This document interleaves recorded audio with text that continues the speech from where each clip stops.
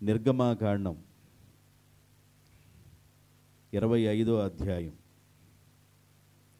నిర్గమాకాండం 25వ అధ్యాయము 31వ వచనం దగ్గర నుండి 40వ వచనం వరకు క్లియర్గా ఒకరు చదవండి. మౌత్ తీసుకొని ఒకరు చదివితే బాగుంటుంది అనుకుంటున్నాను. ఇక్కడ నుంచొని చదవాలి.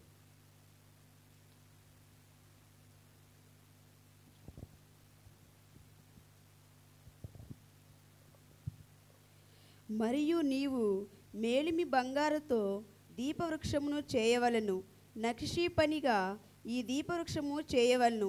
దాని ప్రకాండమును దాని శాఖలను నక్షీ పనిగా చేయవలను. దాని కలసములు, దాని మొగ్గలు, దాని పువ్వులు దానితో ఏకాండమై ఉండవలెను. దీపవృక్షము యొక్క ఒక ప్రక్క నుండి 3 కొమ్ములు, దీపవృక్షము యొక్క రెండవ ప్రక్క నుండి 3 కొమ్ములు అనగా దాని 3 కొమ్మలు అనగా దాని ప్రక్కల నుండి 6 కొమ్మల నిగుడవలెను. ఒక కొమ్మలో మొగ్గ పువ్వు గల బాదము రూపమైన 3 కలశములు, రెండవ కొమ్మలో మొగ్గ పువ్వు గల బాదము రూపమైన 3 కలశములు అట్లు దీపవృక్షము నుండి బయలుదేరు కొమ్మలలో ఉండవలెను. మరియు దీపవృక్ష ప్రకాండములో బాదము రూపమైన 4 కలశములను, వాటి మొగ్గలను, వాటి పువ్వులను ఉండవలెను. దీపవృక్ష ప్రకాండము నుండి నిగుడు 6 కొమ్మలకు దాని 2 కొమ్మల క్రింద ఏకాండమైన ఒక్కొక్క మొగ్గ చొప్పున ఉండవలెను. వాటి మొగ్గలు, వాటి కొమ్మలు దానితో ఏకాండమగును. అదంతయు మేలిమి బంగారుతో చేయబడిన ఏకాండమైన నక్షీ పనిగా ఉండవలెను. నీవు దానికి 7 దీపములను చేయవలను. దాని ఎదుట వెలుగిచ్చునట్లు దాని దీపములను వెలిగింపవలను. దాని కత్తెర చిప్పయు మేలిమి బంగారుతో చేయవలను. ఆ ఉపకరణములన్నీ 40 వీసెల మేలిమి బంగారుతో చేయవలను. కొండ మీద నీకు కనపరచబడిన వాటి రూపము చొప్పున వాటిని చేయుటకు జాగ్రత్త పడుము. ఈ చదవబడిన వాక్య భాగంలో ఇప్పటికి మీకేం అర్థమై ఉండదు. ప్రస్తుతానికి మీకు అర్థమయ్యేటట్లు చెప్తాను. మనకి దీపవృక్షం కనబడుతుంది. బైబిల్ని 100 సార్లు చదవండి. 100 సార్లు చదివినా అర్థం కాదు. జాగ్రత్తగా ఒక్కసారి వినండి. 100 సార్లు చదివిన దాంతో సమానం. దేవునికి స్తోత్రం. ఈ పరిశుద్ధ స్థలములో దీపవృక్షము, ధూపవేదిక, సముఖపు రొట్టెల బల్ల ఉంటుంది. ఈ 3 వస్తువులు అక్కడ ఉంటాయి. ఈ దీపవృక్షం ఎలాగుండిద్దంటే, ఈ సెంటర్ భాగం ఉంది చూసారా, ఈ సెంటర్ భాగాన్ని ప్రకాండము అన్నారు. ఈ సెంటర్ భాగాన్ని ప్రకాండం అన్నారు. దీనికి కలశములు ఉంటాయి అన్నాడు. ఏముంటాయంట? కలశములు. ఈ కలశంలో ఏముంటాయంటే మూడు విధానాలు ఉంటాయి. ఒక్కొక్క దాంట్లో ఒక కలశంలో 3 ఉంటాయి. మీరు బైబిల్లో తర్వాత చూడండి. ఒక్కొక్క కలశంలో 3 ఉంటాయి. ఈ 3 ఒక కలశానికి మధ్య ఒక కలశానికి ఏముంటుందంటే మొగ్గ. ఆడ చూడండి, బైబిల్ చూడండి. మొగ్గ, ఇంకేముంటుంది? పువ్వు. 3 వస్తువులు ఉంటాయి. మొగ్గ, నోరు పెద్దగా తినలేదా? 3 వస్తువులు ఉంటాయి. మొగ్గ, పువ్వు, బాదము రూపము. ఈ కలశానికి మధ్యలో ఇవి ఉంటాయి. అంటే ఈ ప్రకాండముకు 3 రకాలైన కలశాలు ఉండాలి. 3 రకాలైన కలశాలు ఉండాలి. అటు 3 ఉండాలి, ఇటు 3 కూడా ఉండాలి. బైబుల్ అంతా అక్కడే ఉంది. జాగ్రత్తగా వినాలి. దేవుడు కొండ మీద చూపించే ప్రతి భాగాన్ని జాగ్రత్తగా చెయ్యి అన్నాడంటే, బైబిల్లో ఉన్న 66 పుస్తకాలు మొత్తం దీపవృక్షంలో ఉన్నాయి. ఏందయ్యా దీపవృక్షం ఏంది, బైబిల్లో ఉన్న 66 పుస్తకాలు ఏంది, 66 పుస్తకాలు ఆడెందుకు కూర్చున్నాయి అని మీకు అర్థం కావాలంటే ఇప్పుడు దేనికంటది ప్రకాండమా ప్రకాండంకి కలశములు అమర్చబడి ఉంటాయి. ఒక కలశానికి మధ్య 3 రకాలైన రూపాలు ఉన్నాయి. మొగ్గ, పువ్వు, బాదము రూపం అనే 3 రూపాలు అక్కడ కనబడుతూ ఉన్నాయి. ఇది ఎలాగుంటుందంటే ఒకసారి ఇట్రయ్యా, ఒకసారి ఇట్రండి, ఇట్రా, దాన్ని పడే బాగా ఇట్లా పెట్టు. ఇది ఇక్కడి నుంచి ఒక భాగం అంటే ఇటు వచ్చిన ప్రకాండాలు ఉన్నాయి కదా, ఇటు మూడు ఉన్నాయి. మధ్యలో ఏముంది? మధ్యలో ప్రకాండం, ఇటు వచ్చినవి కలశములు. ఇటు 3 కలశాలు, ఇటు 3 కలశాలు ఉన్నాయి. ఈ 3 కలశాలు ఎలాగున్నాయంటే ఈ 3 కలశాల్లో 3 పార్ట్లు కనబడుతున్నాయి. ఒక భాగం ఇక్కడికి వచ్చింది. ఇక్కడేముందంటే మొగ్గుంది, పువ్వు ఉంది, బాదం రూపం ఉంది. మళ్ళీ ఇక్కడి నుంచి ఇంకోటి స్టార్ట్ అయింది. ఇక్కడేముంది? మొగ్గుంది, పువ్వు ఉంది, బాదం రూపం ఉంది. మళ్ళీ అక్కడి నుంచి ఇంకోటి స్టార్ట్ అయింది. అక్కడ మొగ్గుంది, పువ్వు ఉంది, దానిపైన చిన్న చెంబు లాంటిది నూనె పోసుకోవడానికి, దీపం పెట్టడానికి అక్కడ ఉంటుంది. అంటే 3 భాగాలు ఉంటున్నాయి. ఒక కలశములో ఎన్ని భాగాలు ఉన్నాయి? 3 భాగాలు. ఎన్ని కలశాలు ఉన్నాయి మొత్తం? 3 కలశాలు. 3 కలశాలు. ఒక కలశంలో ఎన్ని భాగాలు? 3 భాగాలు. నా మాటలు అర్థమవుతున్నాయా? ఒక కలశంలో 3 భాగాలు ఉన్నాయి. ఈ ప్రఖండానికి ఆనుకొని ఎన్ని ఉన్నాయి కలశాలు? 3 ఉన్నాయి. అంటే 3 3 9. ఏందమ్మా? ఇటు పక్క ఎన్ని ఉన్నాయి? 9. జాగ్రత్తగా చూడండి. 1 2 3. ఇక్కడికి ఈ పైకి ఇచ్చేసాడు, అది దీపవృక్షం ఇక్కడ ఇచ్చేసాడు. 1 2 3, 1 2 3, 1 2 3. ఇట్లా ఈ 3 3 9. ఈ 9కి మధ్యలో ఏమేమి ఉన్నాయి? 3 భాగాలు ఉన్నాయి. పువ్వు ఉంది, మొగ్గు ఉంది, బాదం రూపం ఉంది. 9 3 9 3. ఏంది అర్థమైందా?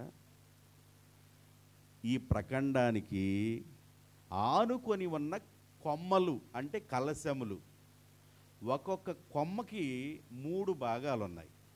ఇలాంటి కొమ్మలు 3 ఉన్నాయి. ఒక కొమ్మలో 3 భాగాలు ఉన్నాయి. ఇంతవరకు అర్థమైందమ్మా? ఒక కొమ్మలో 3 భాగాలు ఉన్నాయి.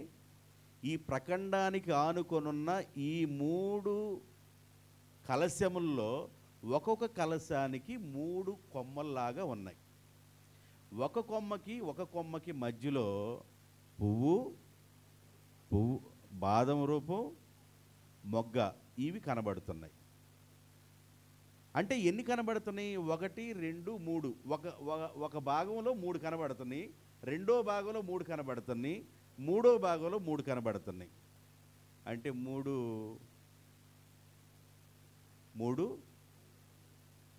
ఇంటూ 9.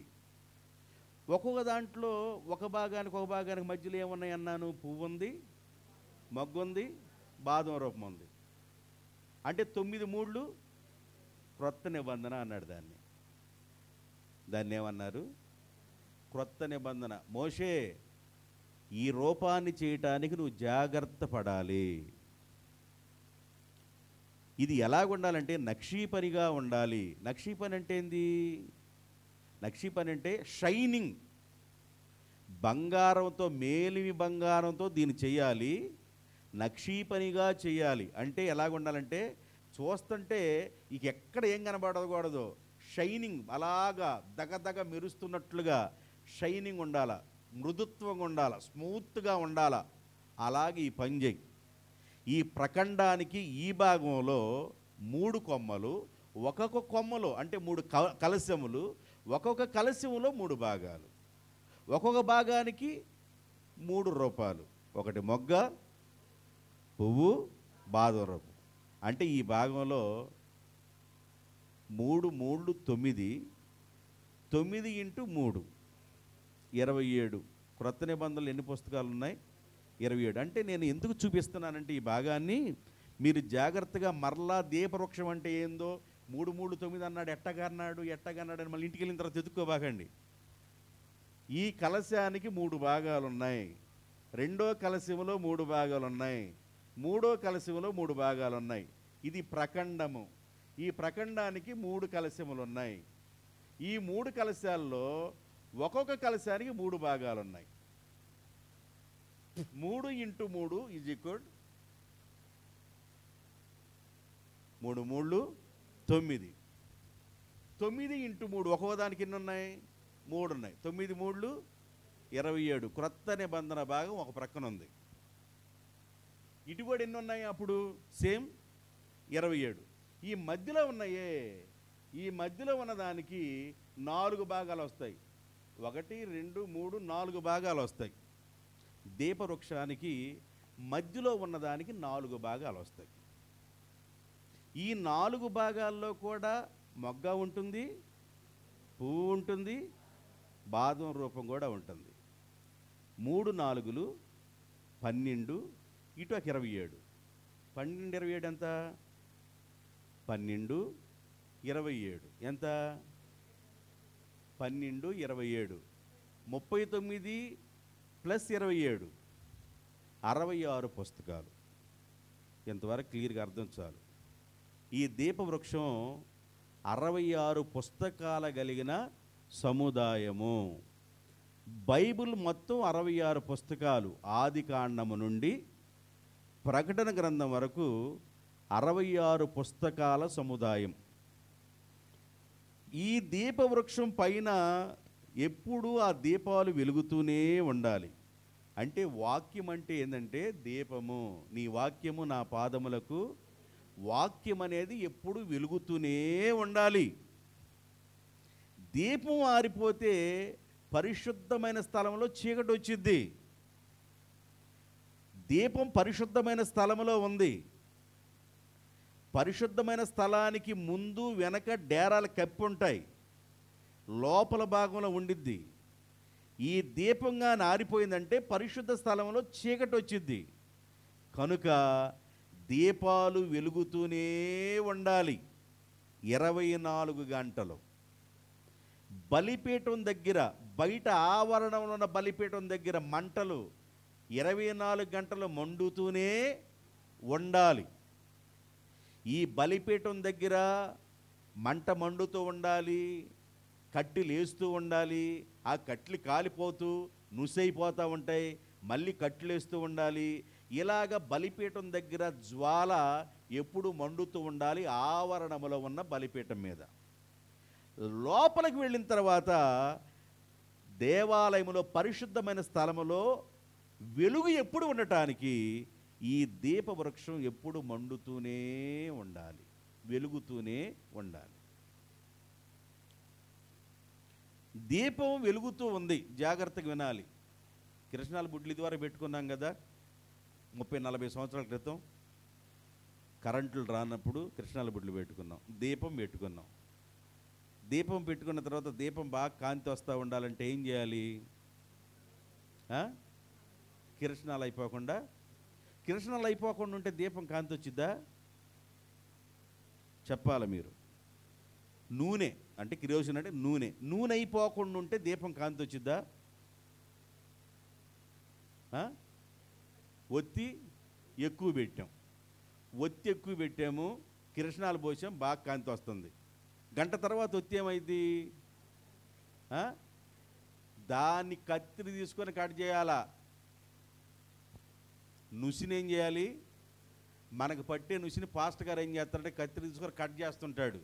ఏంది నా తోకను కట్ చేసాడు పాస్టర్ గారు, నా తోకను కట్ చేసాడు పాస్టర్ గారు. నీ తోక కట్ చేయకపోతే నువ్వు ఎలాగవో?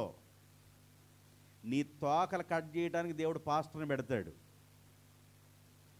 ఎందుకు నన్ను కట్ చేస్తున్నాడు పాస్టర్ గారు? ఈ రకంగా నన్ను ఒత్తి బాగా మట్టికి ఇచ్చేస్తున్నాడు అనిపించినట్టుగా ఉంటుంది నీకు. నిన్ను అలా కట్ చేస్తేనే, బంగారపు కత్తిరితో నిన్ను అలా కత్తిరిస్తేనే, బంగారం అంటే వాక్యము, అలా నిన్ను కట్ చేస్తే ఆ నుసి మొత్తం పోయి మరలేమొచ్చింది నీలో నుండి? దేవునికి స్తోత్రం చెప్పండి. హల్లెలూయా. ఈ దీపాలు ఎప్పుడూ వెలుగుతూనే ఉండాలి.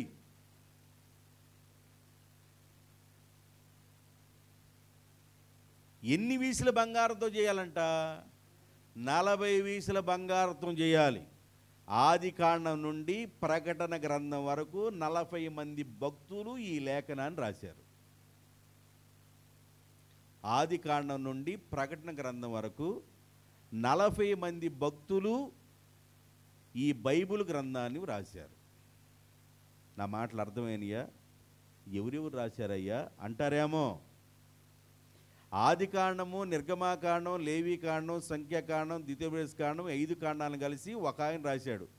అయ్యగారి పేరు మోషే. తర్వాత యెహోషువ, సగభాగం మోషే రాశారు, సగభాగం యెహోషువ రాశారు. కానీ యెహోషువనే ఎంపిక చేద్దాం. ఇప్పుడు ఇద్దరయ్యారు. ఎన్ని గ్రంథాలు, ఎన్ని పుస్తకాలు అయిపోయినాయి? 6 పుస్తకాలు అయినాయి. ఇలా మనం చదువుకుంటూ వెళతా ఉంటే ఆది కాండం నుండి ప్రకటన గ్రంథం వరకు 40 మంది భక్తులు ఈ గ్రంథాన్ని వ్రాశారు. 40 వీసలతో నువ్వేం చేయాలి? దీపవృక్షాన్ని చెయ్యాలి. 40 వీసలంటే 40 మంది భక్తులు, 40 మంది భక్తులు కలిసి ఈ బైబిల్ గ్రంథాన్ని ఆది కాండం నుండి ప్రకటన గ్రంథం వరకు రాశారు. ఈ వాక్యము వెలుగిచ్చేది.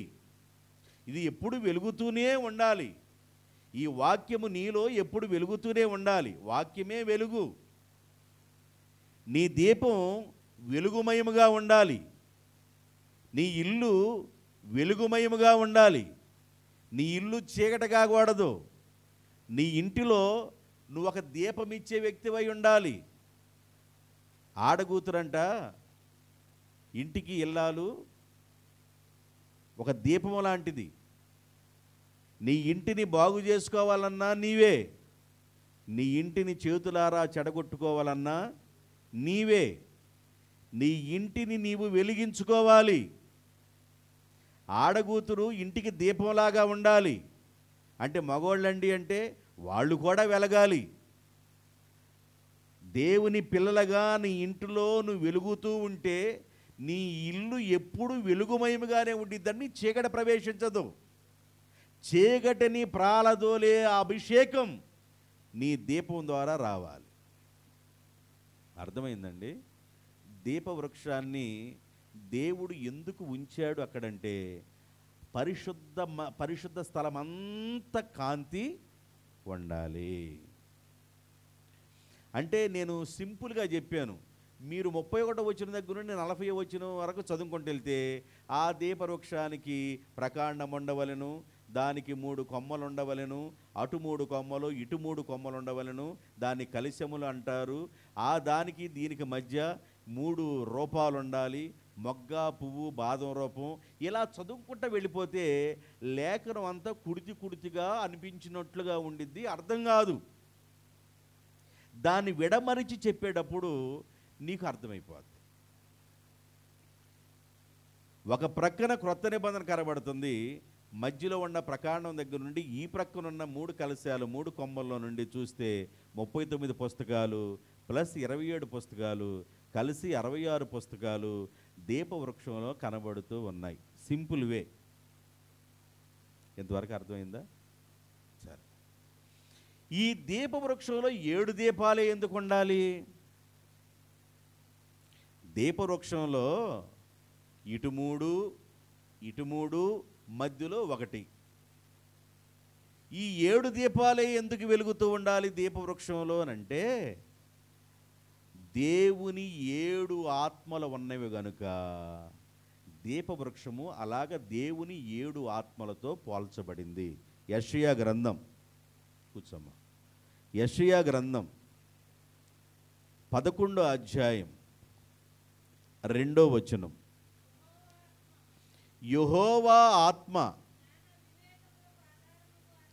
దేవుని ఆత్మ 1, జ్ఞాన వివేకములకు ఆధారమగు ఆత్మ. 2, ఆలోచన బలమునకు ఆధారమగు ఆత్మ. తెలివిని యెహోవా యందు భయభక్తులు పుట్టించు ఆత్మ. వివేకమునకు ఆధారమగు ఆత్మ, యెహోవా యందు భయభక్తులు పుట్టించు ఆత్మ. నేను మరలా చదువుతున్నారు, మీరు బైబిల్ చూసుకోండి. దేవుని ఆత్మ, జ్ఞానమునకు ఆధారమగు ఆత్మ, వివేచనకు ఆధారమగు ఆత్మ, ఆలోచనకు ఆధారమగు ఆత్మ, బలమునకు ఆధారమగు ఆత్మ, తెలివికి ఆధారమగు ఆత్మ, యెహోవా యందు భయభక్తులు పుట్టించు ఆత్మ. ఎన్ని? 7. దేవుని ఆత్మకు గుర్తిది. దేవుని యొక్క ఆత్మకు గుర్తు దీపవృక్షము అనగా 7 దీపాలు ఎందుకు ఉండాలంటే దేవుని 7 ఆత్మలకు గుర్తు.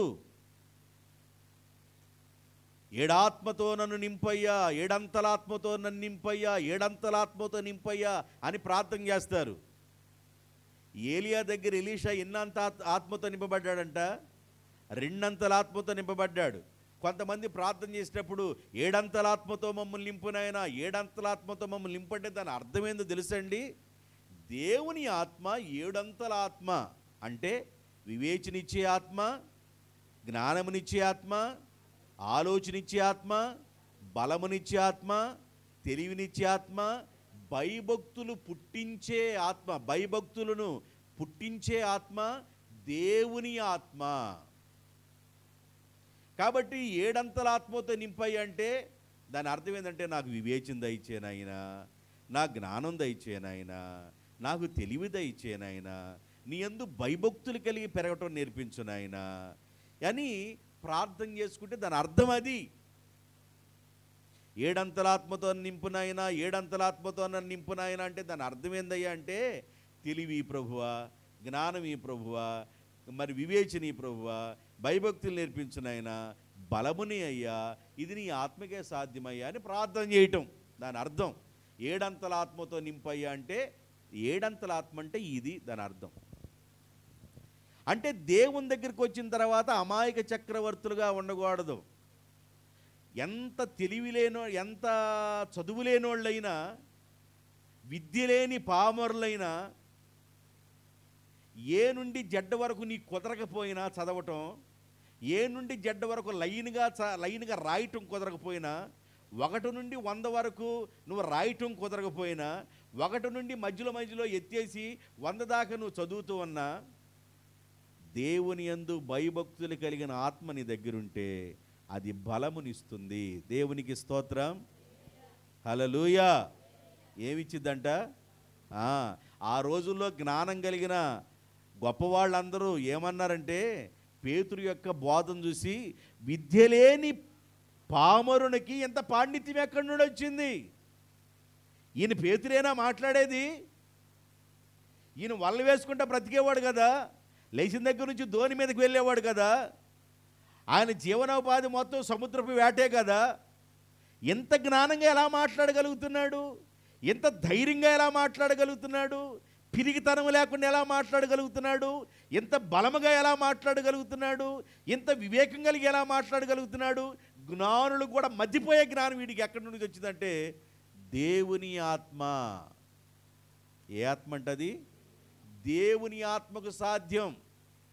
దేవుని బిడ్డలారా, ఒకవేళ నువ్వు అమాయకంగా ఏమి తెలియని వ్యక్తిగా నువ్వు ఉన్నప్పటికీ కూడా దేవుని యొక్క ఆత్మతో నింపబడిన తర్వాత ఎక్కడ లేని బలము నీకు వస్తుంది, తెలివి వచ్చిద్ది, జ్ఞానం వచ్చిద్ది.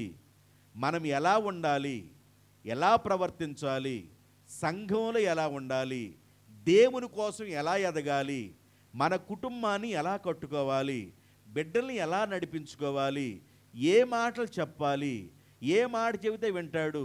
100 మాటలు చెప్పినా వినడు. ఒక్కోసారి కుటుంబంలో ఉన్న పిల్లలు వినరు, కుటుంబంలో ఉన్న యజమాని కూడా వినరు. అంతా నాకు తెలుసున్నట్లుగా ఫీల్ అవుతుంటారు. అలాంటి వ్యక్తులతో ఎలా మనం బిహేవ్ చేయాలి? ఎన్ని చెప్పినా ఒక వ్యక్తి ఎన్నన్నా చెప్పు 8 మీద చుక్కబడ్డట్టే. ఏనుగు మీద నీటి వర్షపు చుక్క పడ్డట్టే. ఏనుగు మీద నీటి వర్షపు చుక్క పడితే ఏనుగుకి ఏమైనా బెదురు ఏమైనా వచ్చిద్దా? ఏమన్నా అర్థం కాదు. కానీ నీ ప్రార్థన మంచం మీద వ్యక్తిని కలవరపరిచిద్ది. నీ ప్రార్థన మంచం మీద పడుకున్న వ్యక్తికి కలవరం రేపిద్ది, భయం లేపిద్ది, ఆందోళన కలిగించింది. ఎక్కడ లేని భయము నీ ప్రార్థన ద్వారా కలుగుతుంది. ఒక మనిషికి లక్ష్య చెప్పినా విననప్పుడు ఆ మనిషి కోసం దేవుని ఆత్మతో నింపబడి ప్రార్థన చేయాలి. దేవునికి స్తోత్రం. దేవుని ఆత్మ భయభక్తులు పుట్టించు ఆత్మ. ఒక మనిషికి భయాన్ని పుట్టించేది దేవుని ఆత్మ. ఫరోకి నిద్ర లేకుండా చేసింది, చెప్పండి, ఫరోకి నిద్ర లేకుండా చేసింది దేవుని ఆత్మ.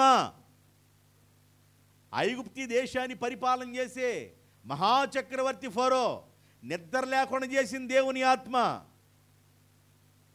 కలవరం వచ్చింది, చెమటలు పోసిని, ఏం చేయాలి అర్థం కాల. చిన్న మైండ్ దెబ్బతిన్నవాడుగా మరలా పడుకున్నాడు కలవరంలో. మళ్ళా పడుకుంటే మళ్ళా కలవరం వచ్చి మళ్ళీ లేచాడు. తెల్లారిపాటికి రాజ్యంలో ఉన్న శకునగాండ్రల్ని, విద్వాంసులని, అన్ని విద్యలు తెలిసిన వాళ్ళందరినీ పిలిపించాడు. ఎవరు చెప్పలా, దేవుని ఆత్మ కలిగిన యేసేపు మాత్రమే ఆ కలభావాన్ని చెప్పగలిగాడు. దేవునికి స్తోత్రం. దేవుని ఆత్మ చేసే పని గొప్ప పని ఏందో తెలుసండి. మా ఆయన ఎన్నన్నా చెప్పు సమాధికి సున్నం కొట్టినట్టే. సమాధికి సున్నం కొడతామంటే ఏంది? ఇక అంతే, ఆ కంపుగానే ఉండిద్ది, దాన్ని మేము డెకరేషన్ వేస్తుంటాం సున్నం కొట్టినట్టు. లోపల కంపు ఉంటుంది, మేము సున్నం కొడతా ఉంటామని. కాదు, నీకు అర్థం కావట్లా. నీకు అర్థం కావట్లేదంటే ఏంటంటే, పడుకోబోయేటప్పుడు ఏమనుకోబాకండి. లయ్యలో కూడా అంటున్నారు కాబట్టి పళ్ళివాడు అన్నం తింటాం, 2 నిమిషాలు ప్రార్థన చేసి పడుకోవటం. ఎవరు మారుతారు? మోకరించవయ్యా, అసలు మోకాళ్ళ మీద ఉండవయ్యా, మోకాళ్ళ మీద కనిపెట్టవు కదా. ఎలా ఒక మనిషి మారుతారు? బైబిల్ చెబుతుంది, ఒక జనమును కనటానికి ఒకనాటి ప్రసవవేదన చాలుని అన్నాడు. ఒక జనమును కనటానికి ఒకనాటి ప్రసవవేదన సరిపోయిద్దా? అంటే ఒక వ్యక్తిని సంపాదించుకోవడానికి నువ్వు ఎంత మోకరిస్తేనో, ఎంత ప్రార్థన చేస్తేనో ఆ వ్యక్తిని మరలా తిరిగి సంపాదించుకోగలవు.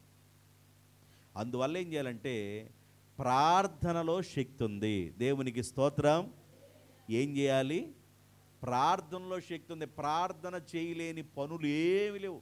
127 సంస్థానములో ఏ సంస్థానములో యూదులు ఉన్నారో 127 సంస్థానముల్లో ఎక్కడెక్కడ యూదులు ఉన్నారో ఒకే ముహూర్తం పెట్టాడు. 120 సంస్థానాలకి ఆ ముహూర్తపు టైము డేట్ పంపించాడు. ఫలానా డేట్లో ఫలానా టైములో ఎక్కడెక్కడున్నారు యూదులందరూ, మేము ఇక్కడ ఈ ముహూర్తంలోనే వాళ్ళని ఉరిదీస్తాం, మీరు కూడా ఆ ముహూర్తంలో వారు ఉరిదీయండి. వాళ్ళు విజయవాడలో ఉన్నా, వాళ్ళు హైదరాబాదులో ఉన్నా, అమర్తులూరులో ఉన్నా, గోవాడలో ఉన్నా, ఈ పొదిలోరిపాల్లో ఉన్నా, ఎక్కడెక్కడున్నారో వాళ్ళందరూ మీరు ఉరిదీయాలా ఒకే ముహూర్తంలో. కూర్చోమ్మా, కమ్మగా నేను అదేసి. ఎందుకంటే మీకు అవి వేసింది ఎందుకంటే, కునుపొట్టు వచ్చిందనుకో, పడితే నువ్వు అటన పడాలా, లేదా ఇటన పడాలా, దెమ్మ తిరిగిపోయేదాడు పడాలి నువ్వు. అందుకని అవి వేసింది. కూర్చోండి. అయితే దేవుని ఆత్మ చేసే పని ఏంటంటే, ఒక మనిషిలో భయాన్ని కలుగు చేసిద్ది పరిశుద్ధంగా బ్రతకటానికి. దేవునికి స్తోత్రం. పరిశుద్ధంగా బ్రతకటానికి భయాన్ని దేవుని ఆత్మ కలుగు చేసిద్ది. దేవుని ఆత్మ భయం కలుగు చేయకపోతే పరిశుద్ధంగా బ్రతకటానికి ఇష్టపడం. పరిశుద్ధంగా ఉండటానికి ఇష్టపడం, పరిశుద్ధంగా బ్రతకటానికి ఇష్టపడం, పరిశుద్ధంగా ఉండటానికి ఇష్టపడం, పరిశుద్ధంగా బ్రతకటానికి ఇష్టపడం. కారణం ఏంటంటే దేవుని ఆత్మ అక్కడ లేదు గనుక. ఈ దీపవృక్షములో ఉన్న 7 దీపాలు ఏందయ్యంటే దేవుని 7 ఆత్మలు. దేవుని 7 ఆత్మలు, దేవుని 7 ఆత్మలు. అందువల్ల మనం ప్రార్థన చేసినప్పుడు 7 ఆత్మలతో మమ్మల్ని నింపునాయన, 7 ఆత్మతో మమ్మల్ని నింపునాయన అంటే అది దాని అర్థం. జ్ఞానం ఇచ్చిద్ది దేవుని ఆత్మ వస్తే, వివేకం ఇచ్చిద్ది దేవుని ఆత్మ వస్తే, ఆలోచన చెప్పిద్ది దేవుని ఆత్మ వస్తే, బలమునిస్తుంది, తెలివినిస్తుంది, దేవుని యందు భయభక్తులు నేర్పిస్తుంది దేవుని యొక్క ఆత్మ. రైట్. ఈ వెలుగుతున్న దీపాలు దేవుని 7 ఆత్మలకు గుర్తు. మన దీపాలు వెలుగుతున్నప్పుడు ఎక్కడ పరిశుద్ధ స్థలములో ఉన్న దీపవృక్షంలో ఉన్న దీపాలు వెలుగుతున్నప్పుడు ఆ దీపాలకి నుసి కూడా పట్టుద్ది. ఏమట్టుద్ది? నుసి పట్టుద్ది. అందువల్ల ఏం కావాలి? దానికి కత్తిరి కావాలి, బంగారపు కత్తిరి కావాలి. ఆ కత్తిరి ఏం చేస్తుందంటే ఆ నుసిని కట్ చేస్తుంది, పెరిగిన తోకల్లా కట్ చేస్తుంది. ఎప్పుడైతే ఆ నుసి కట్ అయిపోయిందో మరలా కాంతి పెరుగుతుంది. మరలేమైంది? కాంతి పెరుగుతుంది. దేవునికి స్తోత్రం. మరలా కాంతి పెరుగుతుంది. ఇది దేవుని ఆత్మ కలిగించే బలము. నేను వాక్యం ముగిస్తున్నా, ఎందుకు ఈ ఒక్కటి చాలు. ఈ రాత్రికి మీకు చాలా విషయాలు చెప్పినట్టే. ఈ ఒక్కటి చాలు. దీపవృక్షం, బైబిలు దీపవృక్షానికి ఎలా పోల్చబడింది చెప్పేశాను. ఎంతమంది భక్తులు రాశారు? 40 మంది భక్తులు రాశారని చెప్పాను. ఎవరెవరు రాశారయ్యా అని చెప్పాలంటే ఫైనల్లో చెప్తాలే, వినండి. మీరు రూపశిష్టం కదా, ఇని ఇట్టగనగానంటే మైండ్లోకి వెళ్ళిపోతాయి మీకు. ఊరక వాడు కనుక ఎట్ట అన్నట్టే మొత్తం వాడు చదివేసినట్టు, అడ్రస్లు మొత్తం చదివేసినట్టు మీరు కూడా చదివేసినట్టే.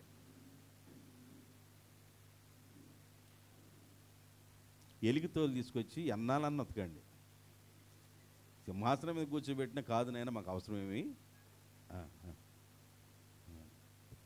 కమ్మగా పాపం కాళ్ళు ఇబ్బంది పడుతున్నారులని ప్రశాంత కుర్చీలైతే కిందే పాపం కూర్చోవడానికి ఎంత ఇష్టపడుతున్నారు. ఈ కుర్చీలన్నీ రేపు పైన వేస్తా, చక్క కింద కూర్చోండి కొండ్రాళ్ళలాగా. రైట్. ఈ 7 దీపాలు దేవుని 7 ఆత్మల గుర్తుగా ఉందని చెప్పాను. ఈ 7 దీపాలు 7 సంఘాలకు గుర్తుగా ఉంది. ప్రకటన గ్రంథంలో 2వ అధ్యాయము 3వ అధ్యాయంలో ఎఫెసీ సంఘం దగ్గర నుండి లవోదికయ సంఘం వరకు 7 సంఘాలకి గుర్తుగా ఉంది. 7 దీపాలు 7 సంఘాలకి గుర్తుగా ఉంది. 1 ఎఫెసీ సంఘం, 2 స్మరణ, పెర్గెము, తుతైరా, సార్దిసు, ఫిలదెల్ఫియా, లవోదికయ అనే 7 సంఘాలకి ఈ వెలుగుతున్న దీపవృక్షము 7 దీపాలు 7 సంఘాలు గుర్తుకున్నాయి. సంఘము ఎప్పుడు వెలుగుతూ ఉండాలి, సంఘంలో ఎప్పుడూ ప్రార్థన ఉండాలి, సంఘములో ఎప్పుడూ ప్రార్థన ఉండాలి. సంఘములో ఎప్పుడు ప్రార్థన ఉన్నట్లుగా నీ ఇంటిలో కూడా ఎప్పుడూ ప్రార్థన ఉండాలి. ప్రార్థన పరిస్థితులను మారుస్తుంది. కాబట్టి 7 దీపాలు 7 ఆత్మలకు, దేవుని 7 ఆత్మలకు గుర్తు. 7 దీపాలు 7 సంఘాలకి గుర్తు. ఇప్పుడు మీకు ఒక విషయాన్ని చెప్పేసి కంక్లూజన్లో నేను ముగిస్తానని చెప్పాను. 40 వీసులతో ఏం చేయాలి? ఈ దీపవృక్షాన్ని చేయాలి. 40 వీసులంటే ఈ 66 పుస్తకాలని 40 మంది భక్తులు రాశారని చెప్పాను. మీకు త్వరగా చెప్తాను, మీరు అర్థం చేసుకోవడానికి ప్రయత్నం చేయండి. ఆది కాండము నుండి ద్వితీయోపదేశ కాండం వరకు మోషే గారి చేత రాయబడ్డాయి. భక్తులు లెక్కేసుకోవాలి మీరు. యెహోషువ గ్రంథం యెహోషువ గారి చేత రాయించబడ్డాయి. న్యాయాధిపతుల గ్రంథం 1 సమూయేలు 2 సమూయేలు, ఈ 3 గ్రంథాలు సమూయేలు చేత రాయించబడ్డాయి. రూతు గ్రంథం చరిత్రకారులు ఎవరు రాశారో కన్ఫ్యూజన్లో ఉన్నారు. ఈ రూతు గ్రంథాన్ని బోయా చేత రాయబడ్డాయా, సమూయేలు చేత రాయించబడ్డదా అని కన్ఫ్యూజన్లో ఉన్నారు. కన్ఫ్యూజన్గానే పెట్టండి. కన్ఫ్యూజన్గానే పెట్టండి. తర్వాత దానికి ఒకళ్ళని కలుపుకోవడానికి ప్రయత్నం చేద్దాం. మొదటి రాజుల గ్రంథం, రెండో రాజుల గ్రంథం, ఇర్మియా గ్రంథం, విలాప వాక్యాలు, ఈ 4 గ్రంథాలు ఇర్మియా చేత వ్రాయబడ్డాయి. మొదటి రాజుల గ్రంథం, రెండో రాజుల గ్రంథం, ఇర్మియా గ్రంథం, విలాప వాక్యాల గ్రంథం, ఈ 4 గ్రంథాలు కలిపి ఇర్మియా చేత వ్రాయించబడ్డాయి. ఎంతమంది భక్తులయ్యారు ఇప్పటికి? 4 భక్తులయ్యారు. ఎన్ని పుస్తకాలు అయిపోయినాయి? ఎన్ని అయిపోతే మనకెందుకు? ఎన్ని పుస్తకాలు అయినాయి? ఆది కాండం నుండి ద్వితీయోపదేశకాండం 5 పుస్తకాలు, యెహోషువ 6, న్యాయాధిపతులు మొదటి సమయాలు, రెండో సమయాలు అవి 3, 9, రూతు 10, మొదటి రాజులు, రెండో రాజులు, ఇర్మియా, విలాప వాక్యాలు 4. ఎన్ని? 14. ఇందాక ఎన్నమ్మా? 14, 14. అందుకని వీళ్ళు తిరగమత కూడా కుదరతలే వీళ్ళకి. మొదటి దినవృత్తాంతం, రెండో దినవృత్తాంతం, ఎజ్రా గ్రంథం, ఈ 3 పుస్తకాలు కలిసి ఎజ్రా గారి చేత రాయించబడ్డాయి. బైబిల్ని అలా అర్థం చేసుకుంటే బైబిల్ అర్థమైంది. మొదటి దినవృత్తాంతం, రెండో దినవృత్తాంతం, ఎజ్రా గ్రంథం, ఈ 3 గ్రంథాలను కలిసి ఎజ్రా గారి ద్వారా రాయించబడ్డాయి. నెహెమ్యా గ్రంథం నెహెమ్యా గారే రాశారు. ఎస్తేరు గ్రంథం మొర్దెకై రాశారని వాడుక. దానికి గుర్తు ఏంటంటే ఎస్తేరు గ్రంథం 9వ అధ్యాయం 29వ వచనం చూస్తే మొర్దెకయ్యే రాశాడని. ఒకసారి చూస్తారా? ఎస్తేరు గ్రంథం 9వ అధ్యాయము 29వ వచనం. ఆ వచనం బట్టి మొర్దెకై రాశాడని అంటారు. పూరీమును గూర్చి వ్రాయబడిన ఈ 2వ ఆజ్ఞను దృఢపరుచుటకు ఎస్తేరును యూదుడైన మొర్దెకయ్యను ఖండితముగా వ్రాయించిరి. అంటే ఎవరు రాశారని? మొర్దెకై రాశాడు ఎస్తేరు గ్రంథం అని. రైట్. యోబు గ్రంథం యోబు గారే రాశారు. యోబు గ్రంథం ఎవరు రాశారు? యోబు గారు రాశారు. కీర్తన గ్రంథాన్ని దావీదు గారు ఒక్కరే రాయలేదు. కీర్తన గ్రంథాన్ని దావీదు గారు 70 పుస్తకాలు రాశారు. మొత్తం ఎన్ని కీర్తనలో? 150 కీర్తనలు ఉన్నాయి. ఈ 150 కీర్తనలో ఒక 70 కీర్తనలు దావీదు గారు రాశారు. ఆసాపు కీర్తనలు ఉన్నాయి, ఆయన 12 రాశాడు. కోరాహు కుమారులు ఉన్నారు, ఆయన 11 రాశారు. మోషే గారు ఉన్నారు, మోషే గారు ఆయన కూడా ఒక 2 కీర్తనలు రాశాడు. 90 కీర్తన అయిందేగా. సొలొమోను గారు, ఏతాము గారు, హేమాను గారు ఈ కీర్తన భాగాన్ని భక్తులు రాశారు. హేమాను, ఏతాను, సొలొమోను, మోషే, కోరాహు కుమారులు, ఆసాపు, దావీదు గారు వీళ్ళందరూ కలిసి కీర్తన భాగాన్ని రాశారు. సామెతల గ్రంథం, ప్రసంగి గ్రంథం, పరమగీతాల గ్రంథం సొలొమోను గారు రాశారు. దీంట్లో సొలొమోను గారే కాదు, అగూరు అనే వ్యక్తి కనబడతాడు. లెమూయేలు, తన తల్లి చెప్తున్న మాట్లాడదు లెమూయేలు అని. లెమూయేలు కూడా రాశారు. లెమూయేలు, అగూరు, సొలొమోను. యెషయా గ్రంథాన్ని యెషయా గారు రాశారు. హెజ్కేలు గ్రంథాన్ని హెజ్కేలు రాశారు. దానియేలు గ్రంథాన్ని దానియేలు రాశాడు. ఓషియా గ్రంథాన్ని ఓషియా రాశాడు. ఏవేలు గ్రంథాన్ని ఏవేలు. ఆమోసు గ్రంథాన్ని ఆమోస్ గారు. ఓబద్య గ్రంథం యోనా గ్రంథం యోనా గారు. మేకా గ్రంథం నహూము గ్రంథం నహూము గారు. హబక్కుకు గారే. జఫన్య గ్రంథం జఫన్య గారే. హగ్గీ గ్రంథం హగ్గీ గారే. జకరియా గ్రంథం మలాకీ గ్రంథం. ఇలాగ భక్తులు లెక్కేసుకుంటా వస్తే 39 మంది కనబడతారు. మనం ఎక్కడ ఆగిపోయాం? రూతు దగ్గర ఆగిపోయాం. ఇప్పుడు రూతు గ్రంథం రాసింది బోయాజా, సమూయేలు గారు రాశారా, ఎవరు రాశారన్నది అర్థం కాలేదు. కానీ బోయాజు సన్హెడ్రిన్ సభలో అధ్యక్షుడు గనుక, క్షుణ్ణంగా సబ్జెక్టు తెలిసినవాడు గనుక రూతు గ్రంథాన్ని బోయాజు రాసి ఉండొచ్చు. రాశాడు అంటల్లా, రాసి ఉండొచ్చు. ఇప్పుడు ఎంతమంది రాశారు నాయన ఈ గ్రంథాన్ని? 66 పుస్తకాలంటే 40 మంది భక్తుల ద్వారా వ్రాయబడ్డాయి. నా మాటలు అర్థమైనయా? ఈ దీపవృక్షాన్ని 40 వీసులతో తయారు చేయాలి, మేలిమి బంగారంతో చేయాలి, నక్షీ పనిగా చేయాలి. దాని ప్రకాండం ఎలాగ ఉండాలి, దాని కొమ్మలు ఇటుపక్కన 3 ఉండాలి, అటుపక్కన 3 ఉండాలి, పైన 7 దీపాలు వెలుగుతూ ఉండాలి. 7 దీపాలు కూడా ఎలాగ ఉండాలంటే ఎగుడు దిగుడుగా ఉండకూడదు.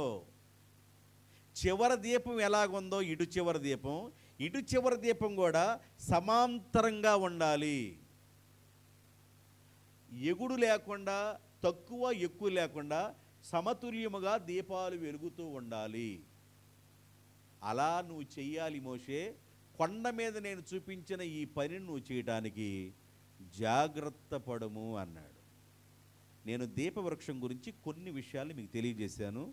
దేవుని చిత్తమైతే ధూపవేదిక గురించి, సముఖ రొట్టెల బల్ల గురించి రేపు మాట్లాడుకుందాం. ఈ మాటలు దేవుడు దీవించును గాక. ఆమెన్. తలలు వంచండి, ప్రార్థన చేద్దాం.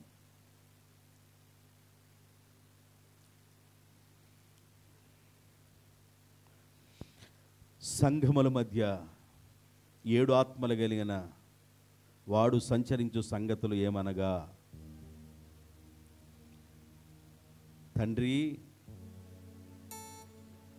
సంఘములో దీపం ఎప్పుడు వెలుగుతూ ఉండాలని, ఆ సంఘం ఎప్పుడు ప్రజ్వలుతూ ఉండాలని, పరిశుద్ధ స్థలములో దీపవృక్షం దీపాలు వెలక్కపోతే పరిశుద్ధ స్థలము అది చీకటమయమైపోయిద్దని, అందువల్ల పగలు రాత్రి నూనె పోసే సేవకులు నూనె పోస్తూనే ఉండాలని, వెలుగుతున్న దీపాలకి నుసి పట్టినప్పుడు బంగారపు కత్తెరతో దా నుసిని కత్తిరించాలని, ఈ దీపవృక్షం యొక్క సారాంశము బైబిల్ యొక్క 66 పుస్తకాలని, ఎలుగుతున్న 7 దీపాలు దేవుని 7 ఆత్మలకు గుర్తు, 7 సంఘాల గుర్తని, 40 వీసుల బంగారం 40 మంది భక్తులు గుర్తని మీరు తెలియజేసిన మాటలను బట్టి వందనాలు తండ్రి. ప్రత్యక్షపు గుడారములో ఉన్న పరిశుద్ధ స్థలములో దీపవృక్షం గురించి మేము విన్నాం తండ్రి. మీ బిడ్డ హృదయాల్లో దీపవృక్షం యొక్క విధానం ఏందో మీ బిడ్డలు అర్థం చేసుకున్నారని నేను నమ్ముతున్నాను. ఈ మాటలు మీ బిడ్డల హృదయంలో ముద్రించి భద్రపరచండి. కుటుంబంలో మీ బిడ్డలు కాంతినిచ్చే దీపాలుగా ఉండాలని, కుటుంబం చీకటమయం అయి కాకుండా కుటుంబంలో వెలుగు రావాలి అనంటే దీపాలు వెలగాలని, అప్పుడే ఆ ఇంటంతటికి కాంతి వస్తుందని, దీపాన్ని వెలిగించిన తర్వాత మంచం కింద కొంచెం కింద పెట్టకుండా దీపస్తంభం మీదనే పెడతారు, ఇల్లంతా కాంతి రావాలని.